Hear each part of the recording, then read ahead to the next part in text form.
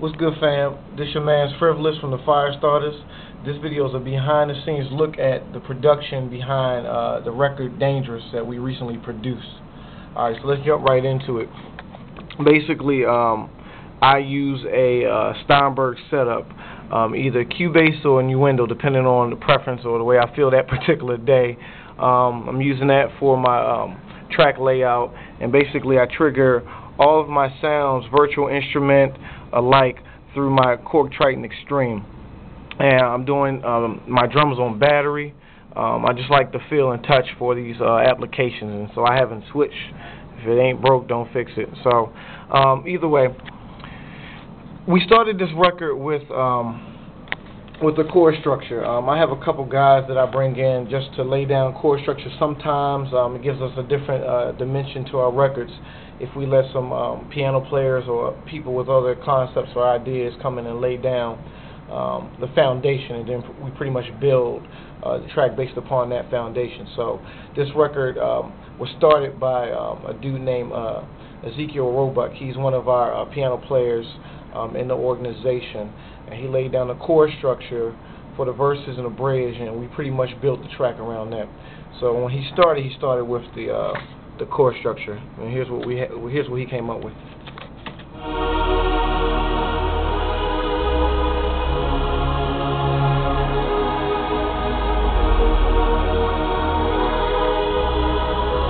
Alright, and then I'm going to jump to the bridge, which he did.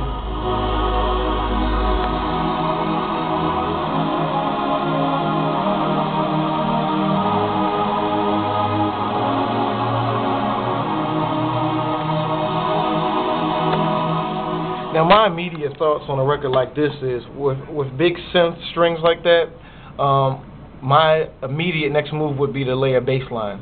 9 times out of 10, when I build a track, I build either the bass line or the strings first, or the chord structure. So I didn't do anything different here, and basically we came up with this bass line on top of the strings.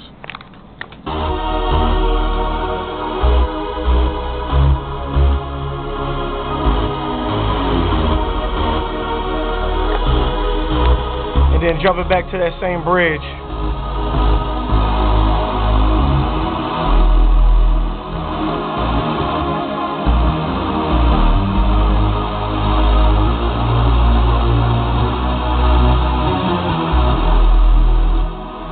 I like the synth that Zeke chose to use on this record, just because it gives you a very big sound and a very big record if used correctly. So it's really one other element that we added on the instrumental side, just to give this track contrast and a little definition in the B section, and that is this right here. And I'll play it by itself, and then I'll bring in the chord structure.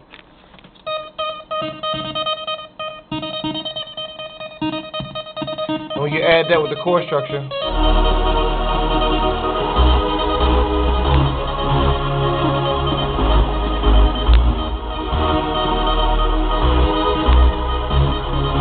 now I'm going to jump to the hook, and the hook, of course.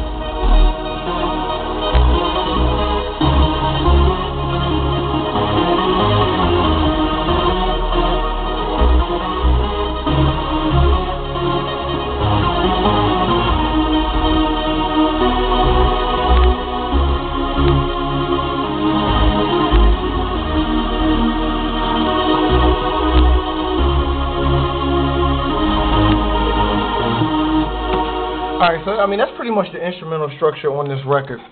Basically, we built everything around that on the drum side. And I take Arkness from Heatmaker's premise on drums. Basically, your drums have the ability to make or break a track. If you have a sample, very basic instrumental element, your drums are supposed to bring that sort of thing to life. And I honestly think it's the most important element in production. It determines how commercial your track sounds. It determines how hot your track is. If your drums are weak, you can hang a lot of records up, really. So with this track, I chose to keep it very dirty south in the sense that we have heavy 808.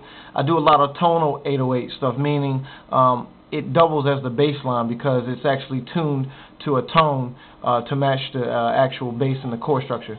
My snaps and kicks are very, very aggressive, and I compress heavily just to give you in-your-face sound on the drum stuff. And so here's what we came up with on the drum structure here, and I'll play it for you. I'll play it for you without the bass line first, and then I'll play it with the bass line so you can see how it all fits together.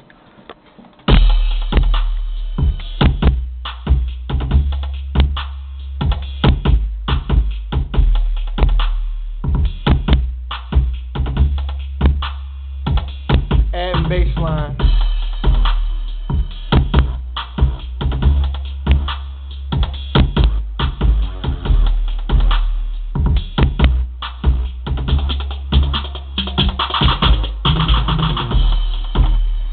We're taught in music to for thickness to sometimes use double octaves, and so what I did here was I put the synth bass an octave up from the actual tonal bass line. Like if you hear the tonal bass line by itself, basically you hear how low it sits, and you add the synth bass. It's just this broad thickness in the bass. You had the rest of the track.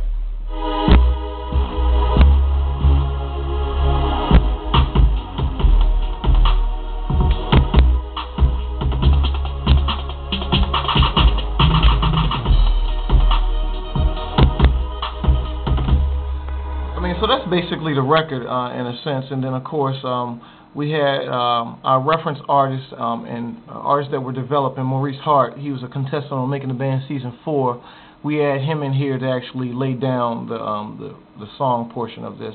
It was written by me as well as Eric Pierce, which is one of my writers out of North Carolina. And it's a pretty decent record. I hope you like what we came up with. Check it out, the full record in its entirety on MySpace. That's www.myspace.com/Firestarters Inc. Leave a comment, show some love, and come back through. We'll have some more videos of some upcoming records that we'll be working on. All right, guys.